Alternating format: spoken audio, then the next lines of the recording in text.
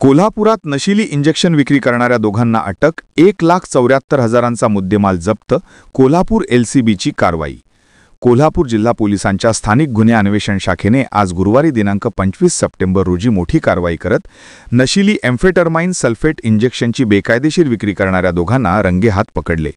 या कारवाईत तब्बल 1,74,150 रुपयांचा मुद्देमाल जप्त करण्यात आला आहे.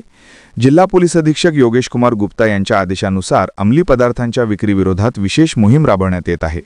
या अंतर्गत पोलीस निरीक्षक रवींद्र कळमकर यांच्या मार्गदर्शनाखालील पथकाला गोपनीय माहिती मिळाली होती की शाहूपुरीतील निंबाळकर चौक परिसरात इंजेक्शनची विक्री होणार आहे.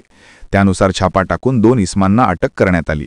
अटक केलेल्या आरोपींची नावे तेजस उदयकुमार महाजन वय 35 राहणार शिवाजी पार्क कोल्हापूर व विवेक शिवाजी पाटील वय 30 राहणार माळीवाडी उसगाव तालुका करवीर अशी आहेत. महाजन याचे महाजन मेडिकल नावाचे मेडिकल कदमवाडी येथे असून तिथूनच हा बेकायदेशीर व्यवहार सुरू असल्याचे समोर आले आहे.